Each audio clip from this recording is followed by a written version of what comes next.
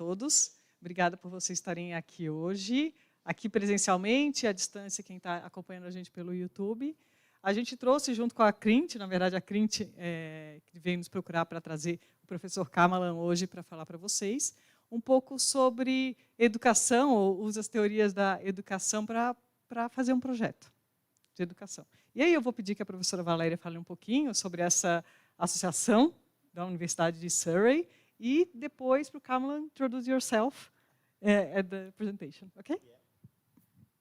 So, Professor Jevaratnam, so Kamalan for friends, thank you so much for coming to our university.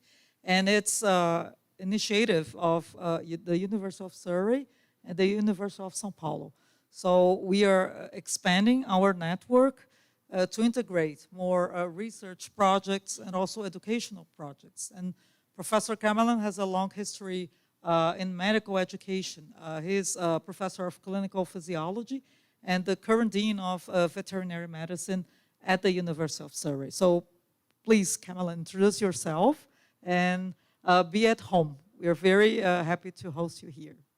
Thank you very much. So I guess a bit about myself. I'm a veterinary surgeon by training, so my area is in veterinary cardiology. So I do a lot of my clinical practice and special interest area is in cardiology and looking at care, particularly rhythm abnormalities in horses and cats and dogs is what I'm doing. I do have an interest in medical education and largely stemming from my own experience and issues. So one of the reasons that I looked at learning theories is really just trying to, understand what are the theories. And actually, one of the main reasons why I looked at learning theories is, for a very long time, when I used to publish or try to submit papers to publish in a lot of these medical education journals, I used to get rejected. And one of the fundamental issues was that they often say that there's lack of underpinning theories behind some of the work that we do and some of the activities that we do. And I also realized if you actually look globally, if you look at the global south, and if you look at South America and South Asia, we produce, a lot of these countries produce the largest cohorts of health professional educators for the world. But if you then compare the number of papers that are coming out in medical education, they tend to focus coming out from North America, the UK, and of course from Australia as well. So you realize that, hang on, there's a bit of a separation. The largest health education profession educators are based in one part of the world, but the science or the publications are coming out from a different part of the world that are not catering to the majority of where education, health professional education is occurring. And one of the things is that us trying to see how we can improve that, what can we do, and how can we improve the kind of work that we are submitting, hopefully, for acceptance going forward. And that's one of the things that I've been looking at. So a bit about what I will do. So I'll talk a bit about learning theories. I must admit I'm not an expert at learning theories. I've published 1 or 2 papers. I've dabbled in it. I'm getting familiar with it. And it's my own learning process and my own journey through it and how I'm trying to expand. And in a way, I had a PhD student who wrote this extensive article about learning theories. I read it and read it and read it, and I found it very challenging. And one of the things that I forced the student to do was to actually simplify it, because I struggle to understand learning theories. And I just think that if I struggle, then a lot of people also may struggle as well. And how can I sort of liberate people to make very simple understandings of learning theories? I mean, as a clinician, I don't have time to sit and go and read reams and reams of educational theory papers. I want papers that will be very easy for me to understand, something I can use quickly. And so how can I simplify it so that clinicians who are working in hospitals can easily use it and also do their own work and not look at it as something so challenging or difficult as well, okay? So what we'll do is talk a bit about learning theories. I'll have some activity. I'll ask you all some questions for you all to read through some abstracts and then see what you think about those abstracts. And then how can we use a bit of learning theories? So it's very easy for me to sit here and say, let's use learning theories in our research endeavor. No, it's very easy. Everybody go and use learning theories. But actually, it's not very easy, because if you look at it, it's quite challenging. So a lot of what we do is very much rooted in sort of biomedical and pure sciences. We are trained from that perspective. But HPE, or health professional education, is actually fundamentally social science. It's got nothing to do with biomedical sciences. It's really got nothing to do with clinical sciences. It's actually a very social science area that is important. But clinicians and basic scientists, we're all trained, in the perspective. So our underpinning information is actually quite limited. But then we are the people expected to educate, and we are the people expected to understand the theories of education, but we're actually not trained in those areas, okay? So when we, as basic scientists or even as clinicians, we are often, when we go into a research project, we sort of know what outcomes you're trying to look for. We know a primary outcome measure, is it a mortality? What's a secondary outcome measure? Even in a basic science research, you have a hypothesis, and you're trying to either prove the null hypothesis or the alternate hypothesis. So you have those sort of things, and you quite pretty much know what you're looking for at the end. But it's very difficult with regards to health professional education, because ultimately it's quite multi-perspective, and it's taking a lot of social science, sociology, psychology, principles, and trying to bring it all together. So it's not often you can have a defined perspective or a defined outcome that you're hoping to look for, or you're not always, you don't really know what the answer is going to be. There's a lot of uncertainty that's going to come out at the end of it. And how do you deal with that kind of uncertainty is really what. So it's often what I say, subject to interpretation. How you look at a particular outcome in a pedagogy study is actually how you interpret, like, the student learned that particular OSCE station through that way. And that's a very subjective interpretation of that approach. And you don't really know whether that's true or not. And that's where a lot of HPE education is really revolving inside. So how can you categorize learning theory? So you can either do it via individual social orientations. It could be discipline origin, metaphors for learning. It's something that's been used, or schools of thoughts, for example. So for example, you have this, two types of metaphors. One is where they look at learning as an acquisition, so it's acquiring knowledge, and one is learning as participation, so you're getting involved in the participation. Some would argue that slightly old, I shouldn't use the word older, previous years, previous times, we would often feel that learning is an acquisition process. You go to class, you come to my lecture, you acquire the knowledge, and you go back. So that's it. But now we tend to see that you're trying to move to learning as participation, where I am really the facilitator of learning, and the students are going to support, and you'd see that these metaphors can change. However, there's a danger in trying to dichotomize the theory sometimes when you use metaphors, because you're forcing people to choose between acquisition and participation. But in a lot of situations, actually, there can be an amalgamation of both, and there could be other things that contribute into the whole learning process of the individual. So it's not just about acquisition, it's just not about participation as well. So there is a danger in trying to dichotomize and put yes or no, or pick one over the other when we talk about learning theories. Okay? If I got it right. So what exactly are learning theories? Okay, so they are basically a set of propositions that are logical. So it's trying to explain a particular idea in a very logical and sequential manner, and it tries to explain relationships between constructs. So when I say constructs, constructs here are things like the types of assessment, and perhaps maybe the learning approach that you're using. Okay, so the teaching approach you're using is, let's say, A, and the type of assessment you're using is, let's say, X. What is the relationship between A and X? What's the theoretical underpinning? So what learning theory does, it tries to explain the relationship between those two constructs and provide a logical proposition of what is occurring in that process of teaching, leading towards the process of assessment. Okay? So it tries to decontextualize. So you're trying to remove the context sometimes and try to tell a story about what is actually occurring in that situation. It helps us to understand the world. So you're trying to understand the world in a sense. How do people learn? It's not just about medics or vets or nurses. How do people generally learn? What is the learning of individuals? And can we try to explain what we do and how we educate, those sort of things? And Interestingly, a lot of learning theories can be supported by preliminary data, because you can induce and create data just from theories from preliminary data, or you could have long evidence, large-scale bodies of research to provide an underpinning principle into learning theories. So coming back to my comment about the publication issues, right? So one of the things I looked at was this particular paper, and it looked at a lot of papers that were published in its journal, in the Medical Education Journal, and it then looked at it and sort of narrowed down to 105 papers that actually would fill the criteria.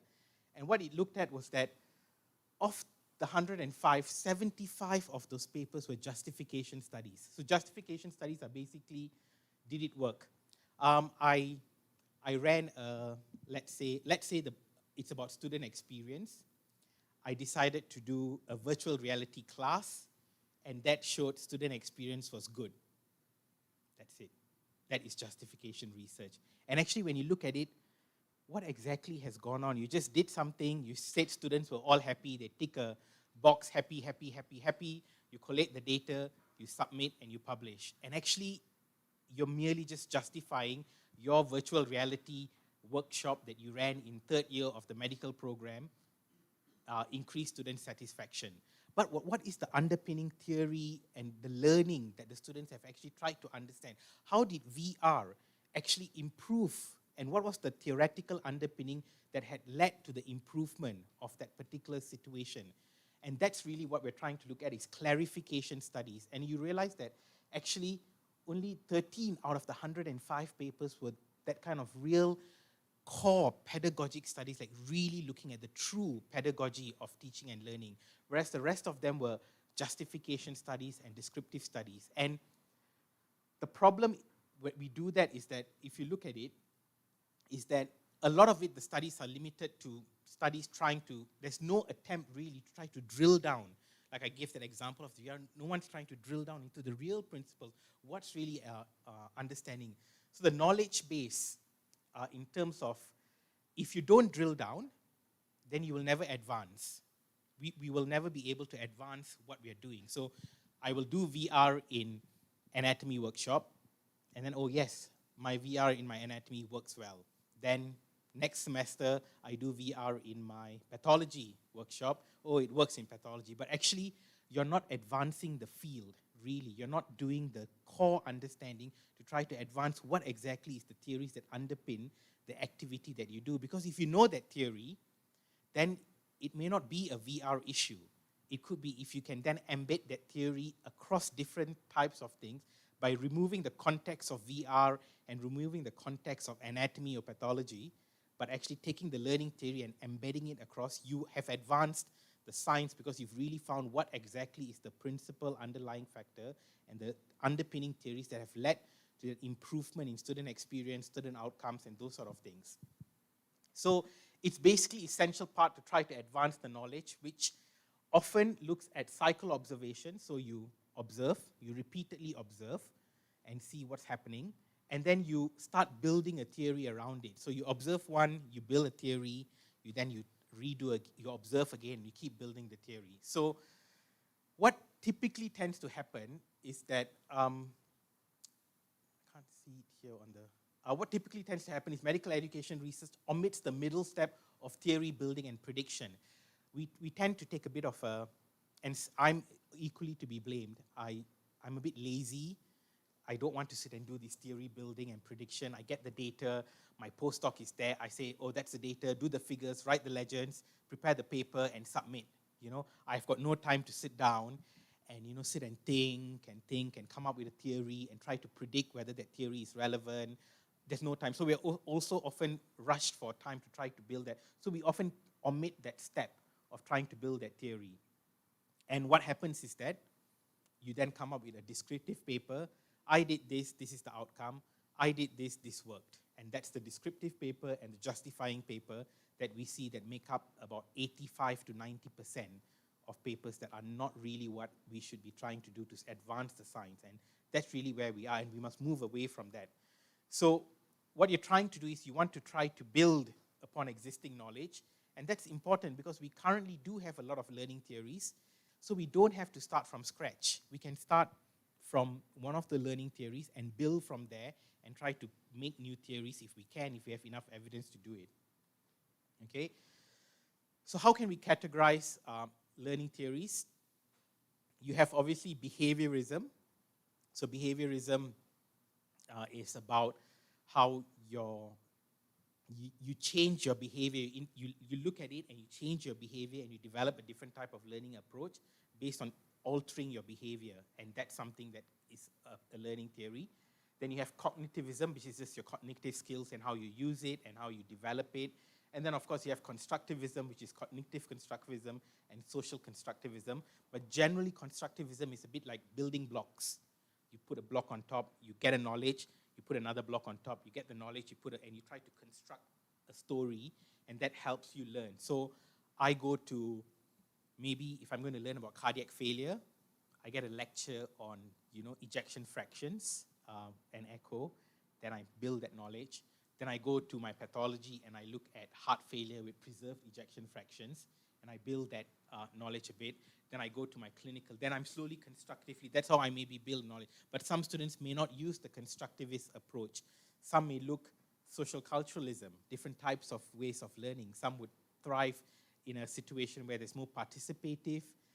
PBL, maybe I learn about heart failure through a problem-based learning case with my peers, and I sit and interact with them, and I learn everything through that. I don't have to go for the lecture.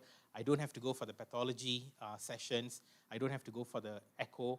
I just go for my PBL, and through social culturalism and building and working in a group of individuals, I learn about heart failure. So that could be a different type of approach of learning theory that would benefit individuals. So this basically, again, the theoretical traditions that occur, and you can look at it.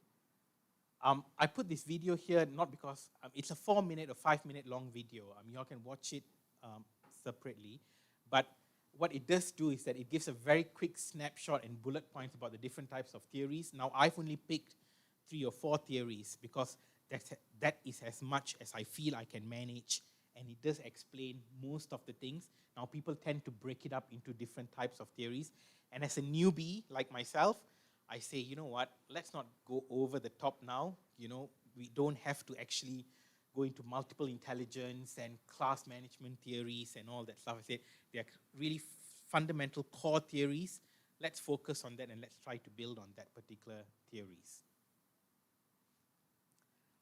So this I put in because I thought it'll be useful, because you can see how each of those theories differ, but also how they're similar. So the reason I want to show this is because you'll see that it says constructivism facilitates learning, cognitivism facilitates learning. You have teacher-centered in one doesn't have teacher-centered. Some is about reducing cognitive load, some are about increased cognitive load.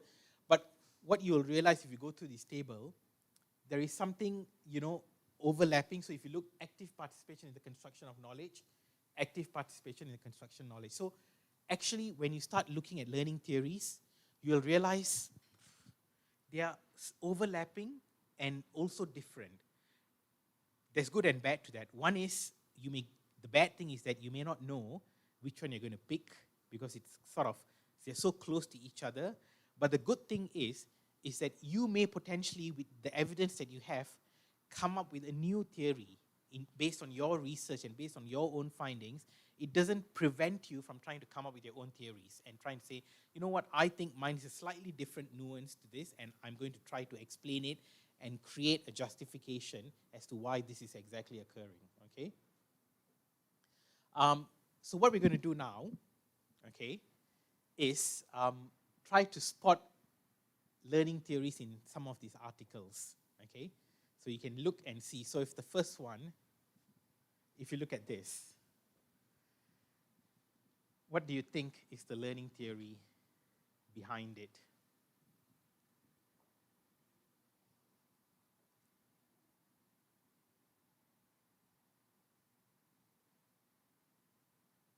So I've had only a third of students spontaneously mentioned learning from each other. Okay, group members were really learning from each other. Students reported highly valuable collaborative learning process. So what is the underpinning theory behind this? Yes, so it's social cultural. So it's trying to show that the underpinning evidence to support that case-based learning is fundamentally uses the, what is this? Social culturalism context of learning to drive that learning process for students. But it does suggest that not everyone liked it, okay?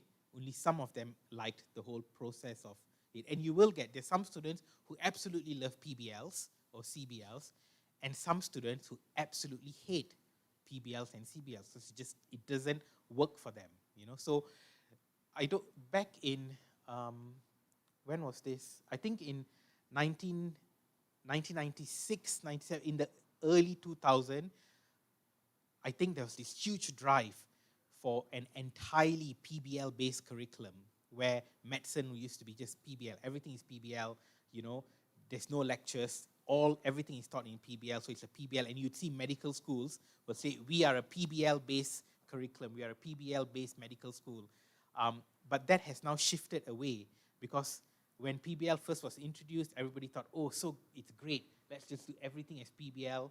But then they realized that, you know what, not all students like it. Actually, it's not really a good selling point to advertise that your school is a fully PBL-based medical curriculum. And now what you're seeing is that a lot of schools are using a mixed method of teaching. They use some PBLs, some lectures, some interactive, some online sessions, because you're trying to cater for the diverse needs and learning opportunities that will benefit for the students. So you see that shift occurring, okay? What about this?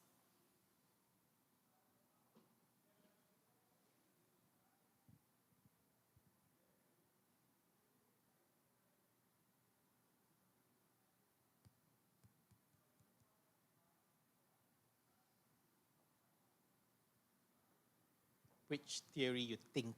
So this is physiological concepts, their clinical application.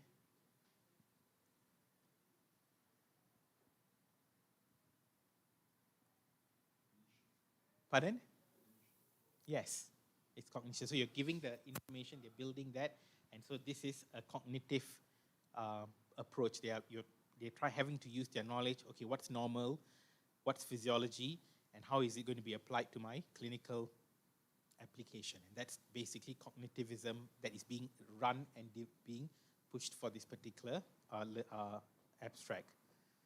Now, I've not highlighted anything here. A bit more difficult. What do you think this one is?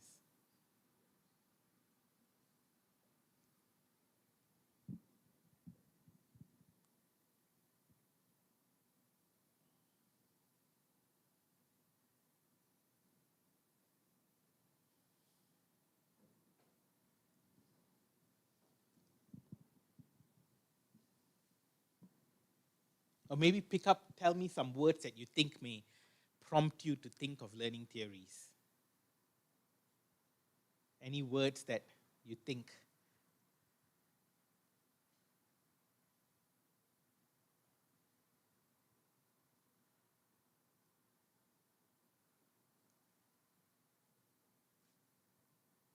Would you agree if I said formative assessment, knowledge acquisition?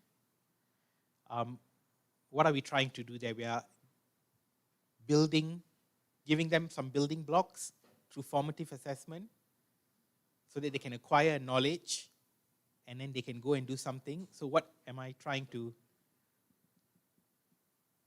theory would that be if I'm trying to build something? Constructivism, yeah. So I'm constructing, so it's constructivism that I'm using here. So this is constructivism that's being used in this particular study, okay? Let's go this one.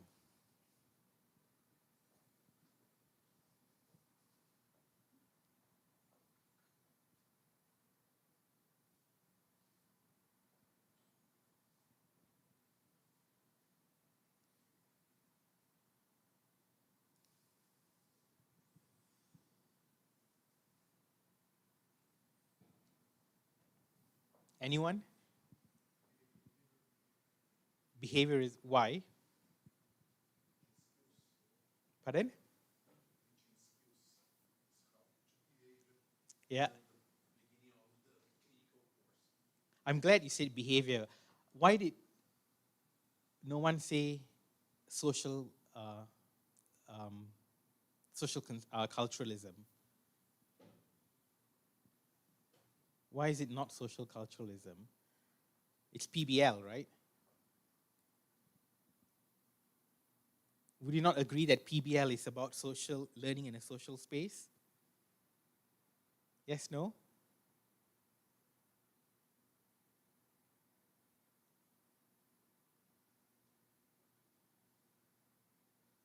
But I would say it's behaviorism because the PBL is just a bluff, really.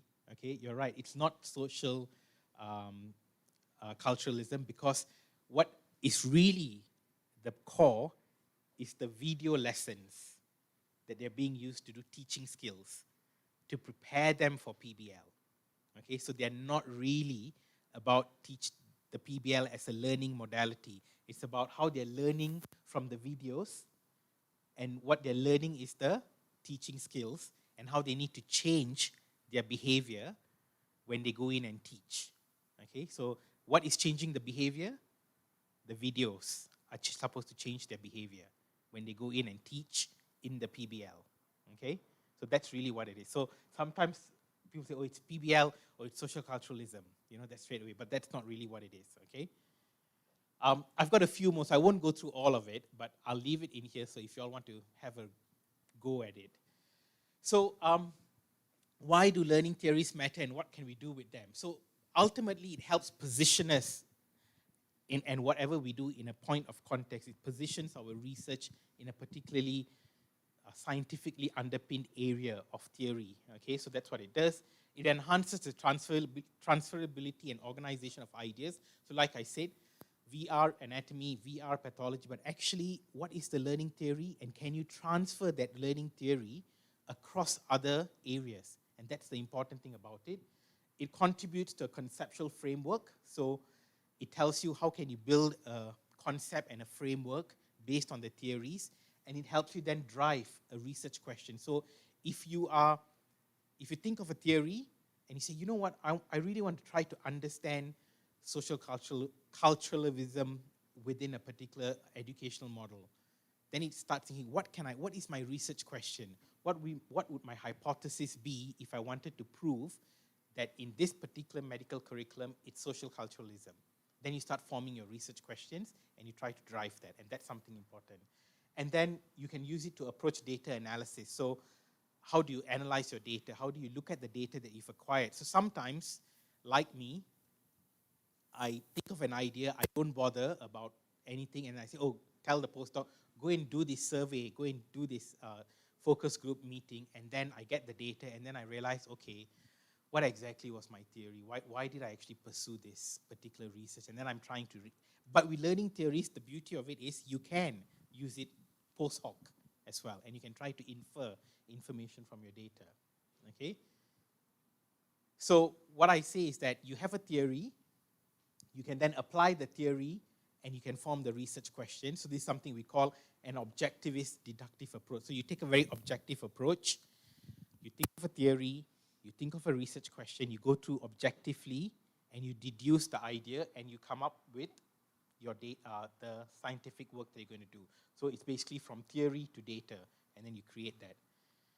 You can, of course, like I said, get the research data, which I tend to always do, which is sometimes I say bad practice, but we're all hard pressed for time. I get the research data and say, oh, what theory can I fit into this? Can I find a theory that really fits and helps me explain my data? So I do it, and it applies my theory when I do analyze the data. And then that is what we call a subjectivist inductive approach. That means you're very subjective. You don't have any reasons why you decided on picking the theory. You randomly look at a theory, you randomly try to assign the theory to the data that you're doing, and it's quite subjective. You don't have a reason. Why did you pick social culturalism? Oh, I don't know. I'm just trying to see whether social culturalism fits into my data. Oh, it doesn't. Let me pick cognitivism. Why did you pick cognitivism? I don't know, because social culturalism didn't fit into my data, so I'm picking something else. And that's sort of trying to apply the theory into the data that you're trying to get. And then, of course, you have also what I say. Remember, I said about the overlaps. And what you're doing here is that none of the theories really work. Can I come up with a new theory? Is there an opportunity from the data that I have? Could I come up with a new learning theory? Maybe this learning theory is very context-specific, but it is possibly a new theory that I'm hoping to explain. And you can then come up with form the theory, and then you have a new theory that you can then advocate for. Okay? So applying theory to research. So what can you do? Ways to think about a problem. So a description of the relevant literature, you summarize the relevant theories, how are you going to do it? So if you're going to look at, okay, I'm going to be proactive, I want to take an objectivist, deductive approach, I'm going to first look at the theory. So you look at the relevant literature, you summarize the relevant theory, you explain why this theory may be helpful in the context of the study, you form the research question, and then you have your rationale, and you look at what are the variables that you want to evaluate to prove the theory that you're hoping to investigate. Okay? So it says the theory must be a testable component used to generate a hypothesis. Okay? And that's what you must be able to test it. Okay? So as an example, you can say that, often it is used to illuminate. So conceptual frameworks are used to illuminate basically and magnify certain areas. So you look at it from this perspective. Okay, how do medical or veterinary students learn in their workplace as part of their rotation? Okay, so how do they learn? So we send them to hospitals, we teach them at the faculty, and we ship them off in year 4 and 5 or year 5 and 6 to the hospital to do their rotations. How do they learn there? What is it? How? I know they're learning surgery, I know they're learning medicine, dermatology, nephrology, oncology, I know that. But how are they learning it? What is the theory underpinning when they go on their rotations? Okay, what are you trying to understand there? So obviously when you look at it, because it's workplace, then you think social cultural learning theories appear to fit best. So that will be, okay, let's use the social cultural context and try to understand.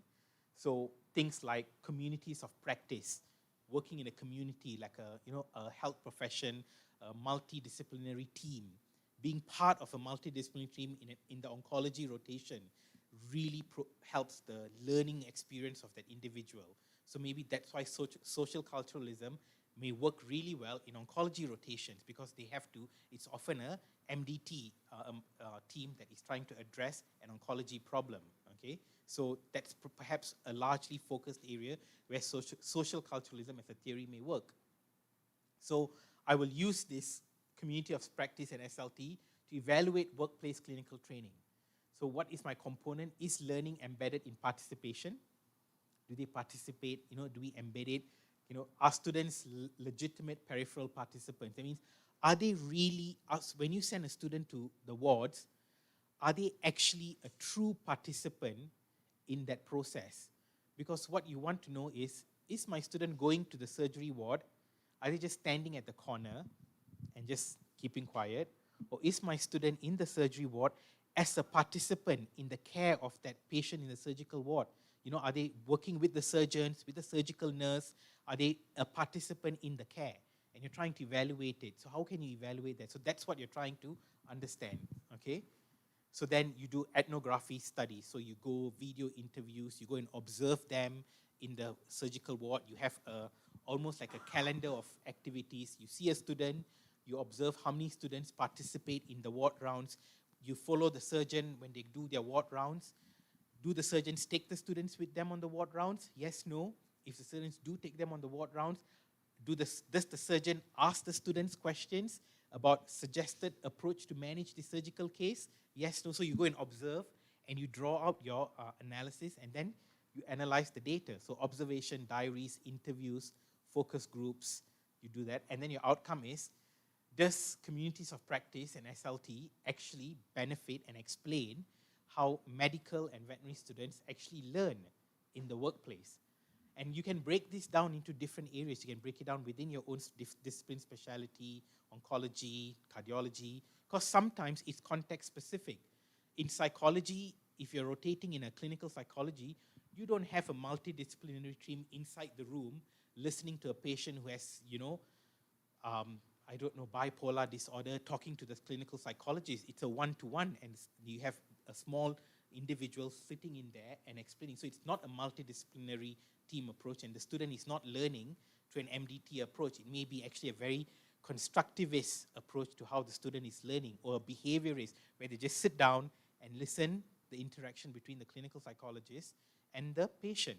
And so that's a very different context. So the learning theory in that particular rotation is very different from the learning theory maybe in oncology, which is very much MDT focused, okay?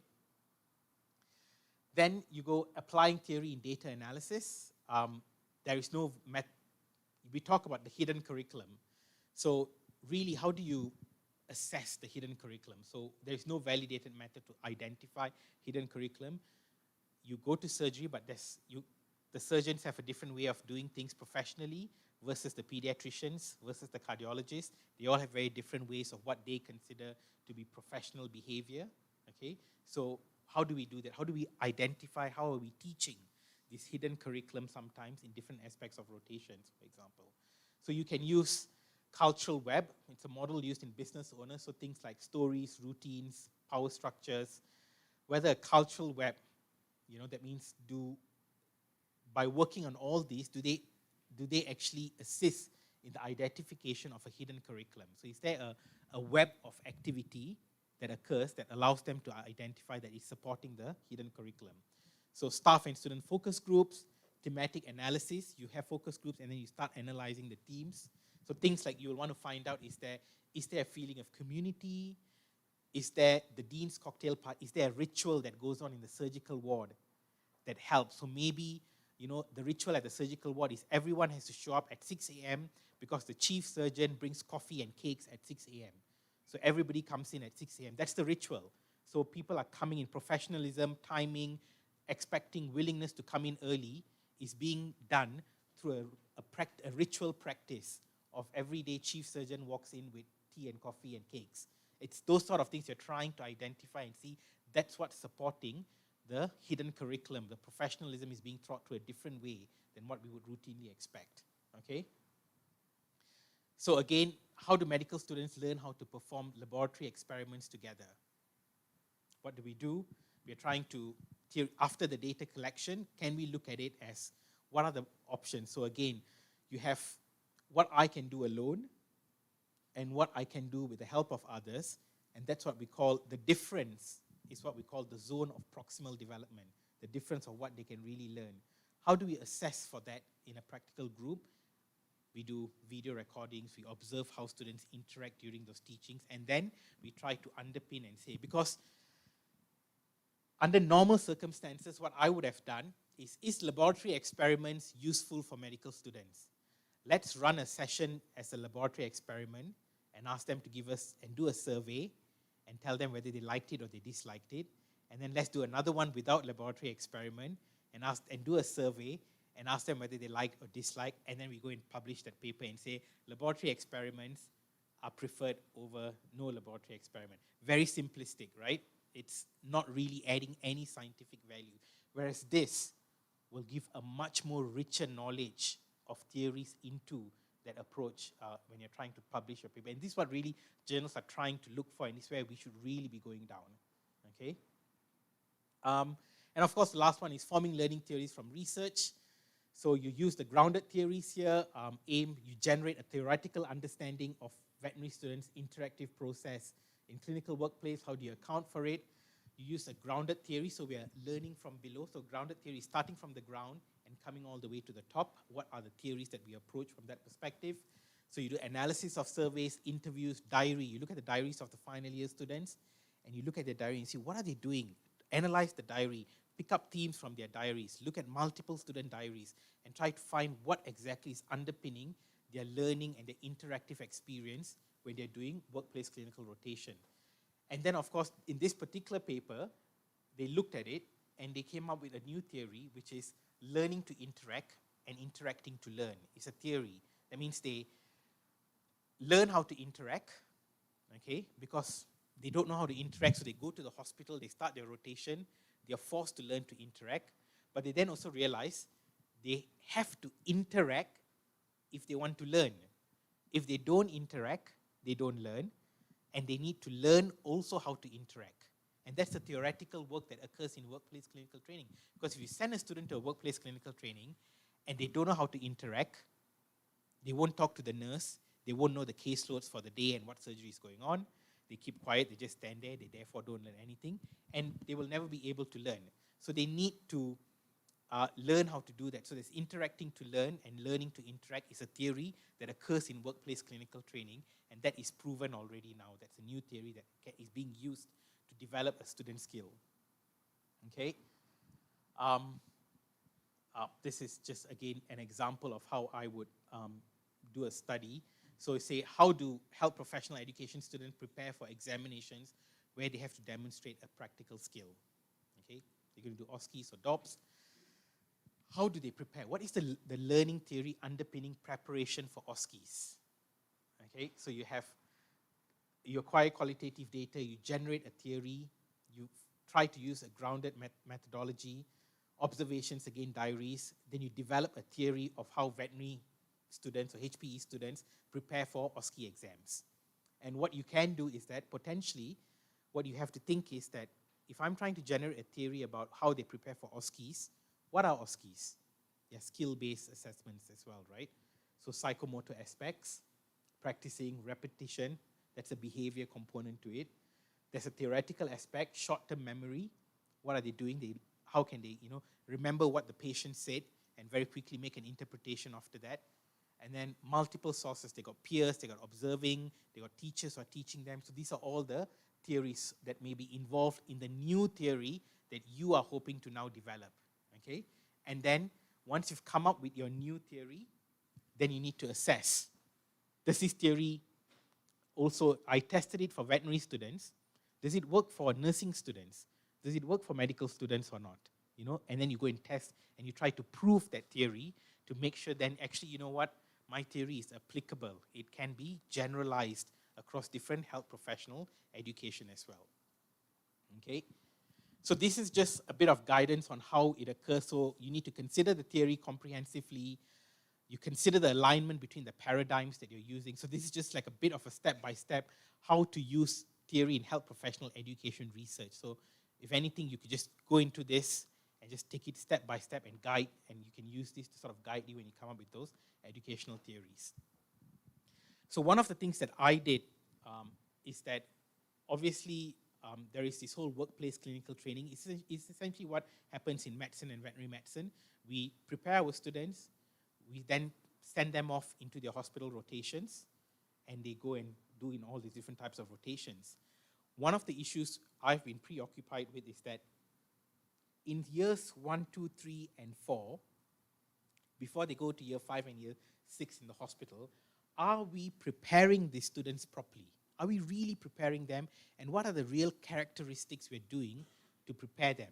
Okay, so what are the important characteristics to make sure that, you know what, my student has finished 4 years with me, I'm happy that they are ready and they're prepared to go to rotations in my hospital. I'm going to send them off now and they can start their clinical rotations, okay? Do we know what are the characteristics that will make them prepared?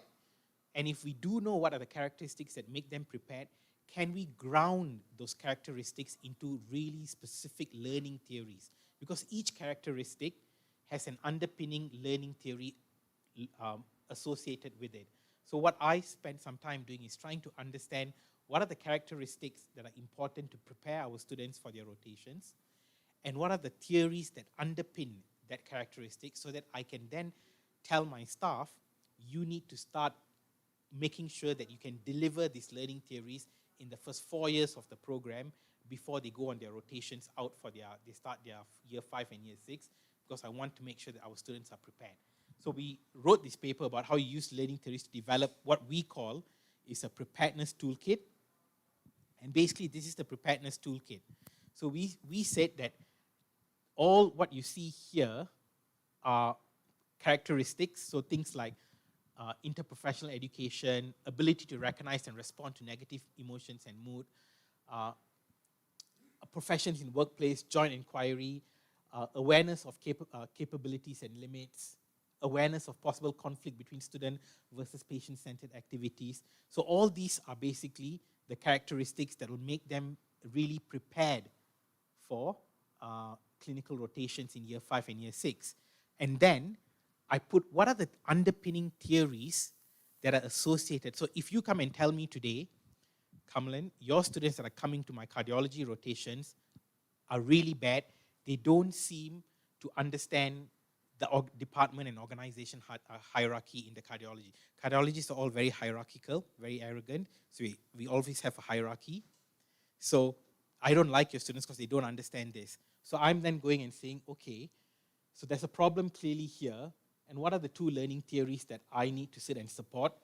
Experience-based learning and activity theory. So what can we do within the curriculum in the first 4 years to try to support our student awareness of organizational hierarchy when they go on clinical rotations? And that's what, so we use this to guide the curriculum for anyone to start saying, look, if there's a problem with, students are not prepared to get themselves and get into the thick, like we say, muck in, really, You come into my surgery ward, I don't care who you are, I don't care whether you're the top student or the worst student, you do the same work. I want you to come in at 6 a.m., I want you to go back at 7 p.m. That's my expectation in the surgery rotations. Our students can't really do that. You're having difficulty. So what are the theories we can do to support them to be prepared for that? If you look at it, it says situated learning theory and learning cycle. And that's really what, so this is the toolkit, and we tend to use it, and when we get these characteristics, we tend to use and prepare our students for these different types of, before they go into their clinical rotation. I show this because it's really just an example of how learning theories have evolved and the thousands of different theories that's coming out of it. And like I said, I'm only touching the surface, and just those 4 theories itself is quite complex. But you see people are coming up with multiple different types of theories. And I often say, you know what, I'm not going to bother with this.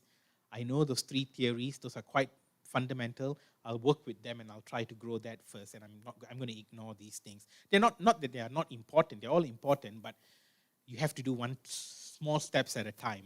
So I'm not an expert, and I look at it at, let's take small steps at a time to try to grow this learning theory. That's all. Thank you very much.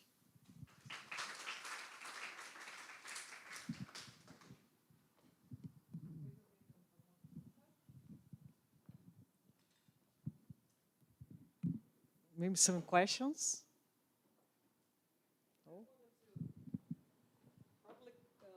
Professor Kamalan would love to listen to your experiences. Did you find any difficulties in these transitions from basic learning to the clinical experience? Professor Zatz, you're an experienced professor here at our med school. Would you like to, just tell your opinion, your experiences? Well, I'm not an expert in learning theories. Okay, so I've been applying some, they tell me I apply some principles without actually knowing that I'm doing that, okay? I'm a nephrologist, and I'm responsible for a course that goes from basic, tries to bridge the basic science to the clinical science, which is called renal pathophysiology. Okay, so they start with the basic principles, and then how kidneys work and how they fail. And then this is translated into what they will be involved with in the clinical work. Okay, so why this or that symptom manifests itself, and then we go back to basics and how it was supposed, how the organ is supposed to work and why it's not working. Okay, and the consequences. So you build up volume and potassium and nitrogen waste and so forth. Okay, and this is the experience that I've had. I developed some visual models that help the students to understand it. It's not just talking and or text, exposing or explaining text or equations or whatever. Some of these models, or most of these models, are working models. So they, for instance, they vary blood pressure. What happens to glomerular filtration rate? What sodium excretion is impaired, so what happens to blood pressure, so what happens to extracellular fluid volume, and so forth.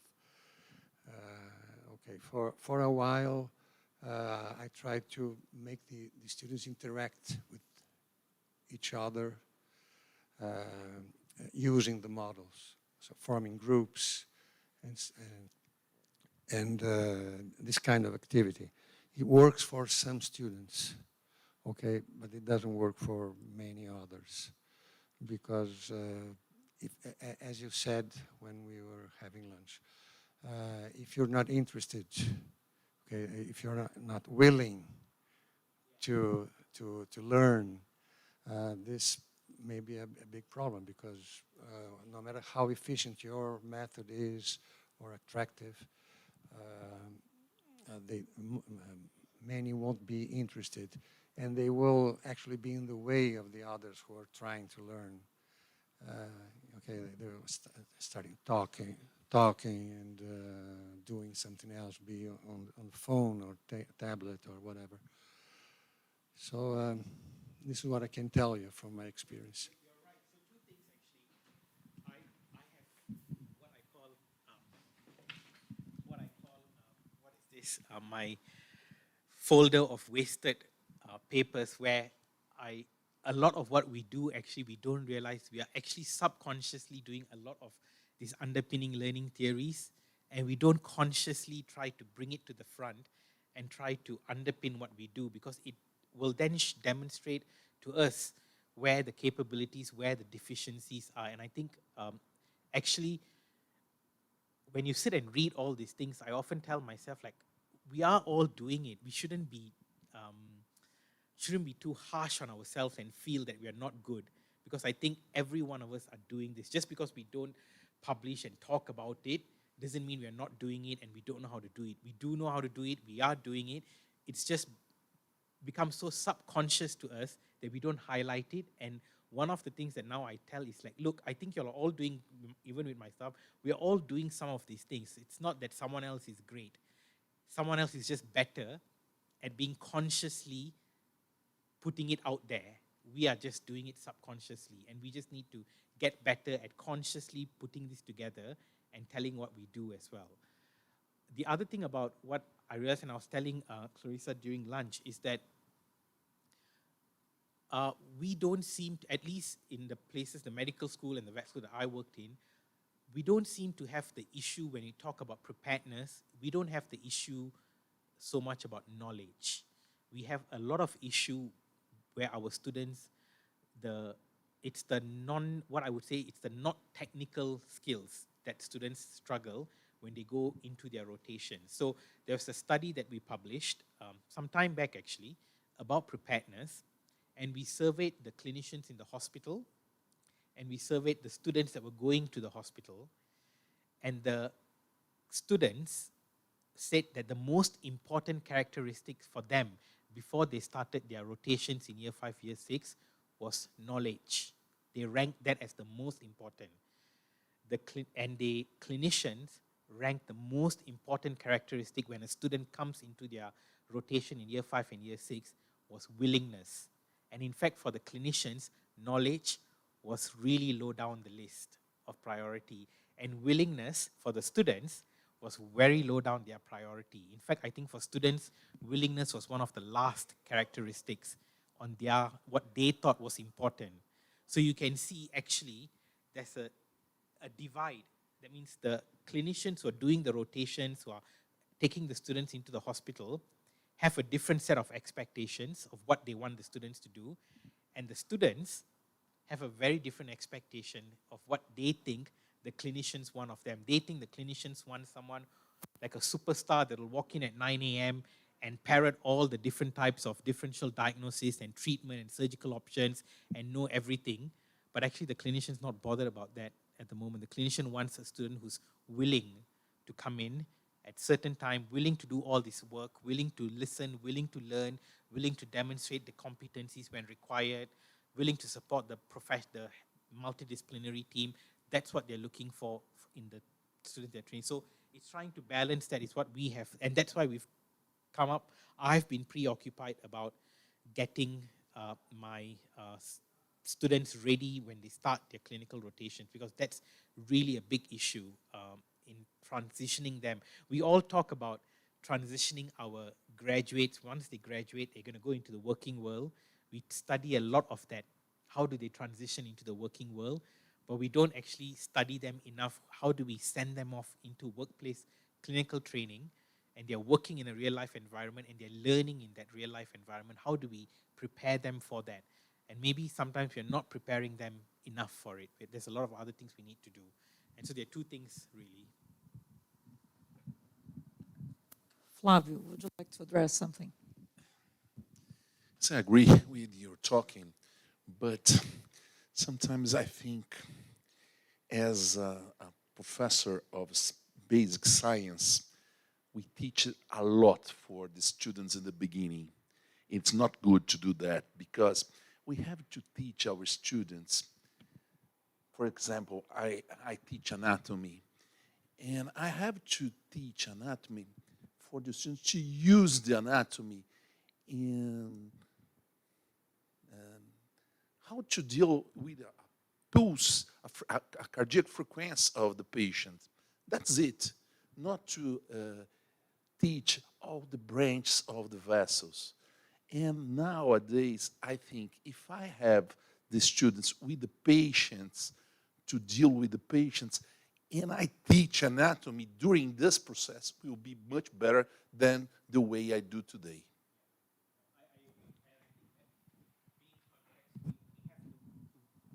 We have to move. And I've been on both sides of it. So I'm at the University of Surrey. I'm a clinical physiologist. So I teach all the, intensive care physiology, acid-base, ventilation, perfusions, and all the stuff. And I teach all of that. And then when my students, I go and also do the cardiology rotations. And I then get annoyed with the people who are teaching cardiac anatomy when I do the echo and I ask the student, what are you seeing? This is the septal leaflet, or this is the, non-septal. They don't know how to answer. And then I go and tell the anatomists, what are you teaching? But I then get the same criticism from the anesthetist. The anesthetist will be having the students in rotation, and they come to me and ask, oh, Kamalan, have you taught ventilation perfusion?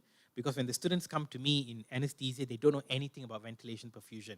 And I'm like, I'm teaching them ventilation perfusion all the time in year one, but they don't seem to know. So there is that whole issue about how much you can teach in year one and the expectations of it, and there is that whole issue of that divide, what you teach and all. And one of the issues that we had was because as dean, when I call my academic council to meet at the vet school, I listen to all the clinicians who are taking the students complain that, oh, the anatomists, the biochemists, the physiologists are not doing their job, because when they come into surgery or they come into neurology rotations, they don't know any anatomy, they don't know any physiology.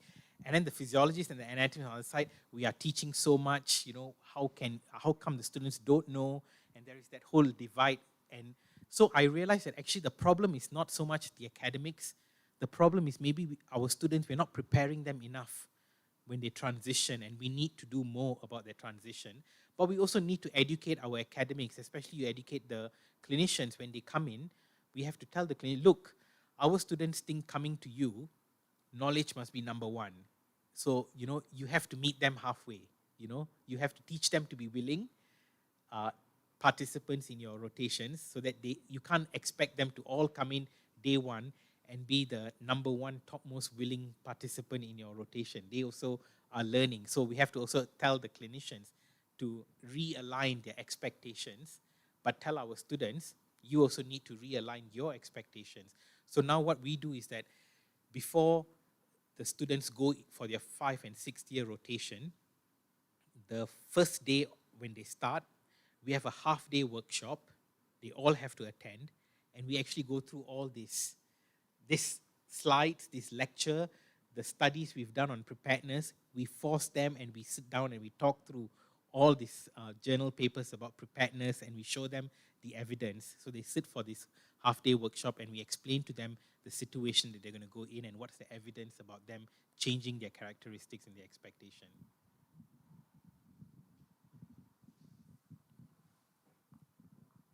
Professor Kamalan, thank you so much to join us and give us this present. Thank you. Obrigada a todos vocês por terem vindo aqui hoje. Just a quick information. Professor Kamalan is going to be back here to Brazil in March. So if you have any ideas of elaborating projects with him, I'm glad that he will be willing to receive those ideas and share with you some collaboration. Thank you.